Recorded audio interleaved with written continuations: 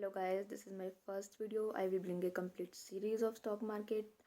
आपको यूट्यूब पे बहुत सारे वीडियोस मिलेंगे, बट आई विल ट्राई कि आपको बहुत सिंपल लैंग्वेज में मैं सम टर्म्स को चीज़ों को समझाने की ट्राई करूँ। बिकॉज अगर हम स्टार्टिंग में ही बहुत एडवांस और टेक्निकल टर्म्स का यूज़ करते हैं तो चीज़ें बहुत कॉम्प्लिकेटेड हो जाती हैं। एंड कुछ स्टूडेंट्स होते हैं या जो हाउस वाइफ्स होती हैं, उनको इतनी नॉलेज नहीं होती है, तो उनके लिए भी वीडियोस बहुत ज़्यादा हेल्पफुल रहेंगे। क्योंकि मैं बिल्कुल स्क्रैच से, एकदम बेसिक से, जैसे अगर कुछ भी नहीं पता है ना, उसको भी मेरे वीडियोस बहुत इजीली समझ आएंगे। मैं आपको बहुत सिंपल सिंपल एग्जांपल्स देके समझाने की ट्राई करूँगी। तो चलिए स्टार्ट करते हैं। आजकल आपने बहुत जगह सुना होगा कि शेयर्स में इन्वेस्ट करना चाहिए, ये शेयर बहुत ग्रो कर रहा है, वो शेयर बहुत ग्रो कर रहा है, क्रिप्टो में इन्वेस्ट करना चाहिए, बिटकॉइंस में इन्वेस्ट करना चाहिए, म्यूचुअल फंड्स में इन्वेस्ट करना चाहिए, एसआईपी में इन्वेस्ट करना चाहिए। बट ये सब हैं क्या? शेयर है क्या? शेयर किस बला का नाम है? शेयर होता क्या है? तो सबसे पहले हम ये समझते हैं कि शेयर है क्या। मैं आपको बहुत सिंपल एग्जांपल से समझाती हूँ। सपोज़ दो फ्रेंड हैं, राम और श्याम। तो अभी दोनों की सपोज़ ग्रेजुएशन कंप्लीट हुई है एंड राम ने डिसाइड करा है कि वो आगे अपनी जॉब कंटिन्यू करेगा। बट शाम का क्या प्लान है कि नहीं यार, जॉब वॉब नहीं करनी, हम कुछ अपना बड़ा करेंगे, हम कुछ अपना बिजनेस करेंगे। अब जैसे ही मैंने टर्म बोला बिजनेस, तो सबसे पहले माइंड में क्या आएगा? इन्वेस्टमेंट। अगर आपको कुछ कोई भी आप आजकल आप सुनते होंगे बहुत, ये स्टार्टअप शुरू करना है, वो स्टार्टअप शुरू करना है, किसी ने कुछ करा है, किसी ने कुछ करा है, उसके लिए आपको इन्वेस्टमेंट तो चाहिए होगी ना। The first thing you have you that you need, that is investment. अब वो इन्वेस्टमेंट के सोर्सेज कौन कौन से हो सकते हैं? या तो आपके पास अपनी खुद की सेविंग्स होंगी। सेकंड थिंग, आप अपने रिलेटिव से पूछ सकते हैं अगर वो आपकी हेल्प करें। थर्ड थिंग, आप अपने फ्रेंड से पूछ सकते हैं। And the fourth thing is bank loan, क्योंकि बैंक भी लोन देता है अगर आपको नीड हो तो। बट क्या वो इतना इजी होता है? नहीं। बैंक्स के अपने पूरे लंबे लंबे प्रोसीजर्स होते हैं, डॉक्यूमेंटेशन होती है, वेरिफिकेशन होती है, आपका पास्ट रिकॉर्ड कैसा है, बैंक में बहुत सारी चीज़ें होती हैं। तो अब सपोज़ करते हैं शाम को 1000 रुपये चाहिए अपना बिजनेस प्लान शुरू करने के लिए।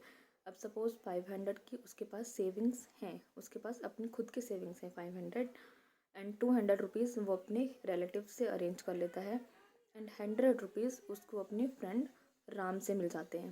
तो टोटल कितने हो गए? 800। बट अभी भी उसके पास 200 शॉर्ट हैं जो उसको अपना बिजनेस स्टार्ट करने के लिए चाहिए। तो अब वो क्या करेगा? अब उसको टेंशन हो रही है कि यार मैंने बिजनेस प्लान तो बना लिए थे कि मैं ये करूँगा, मैं वो करूँगा, मैं इतनी अर्निंग करूँगा, बट उसकी तो इन्वेस्टमेंट ही शॉर्ट हो रही है।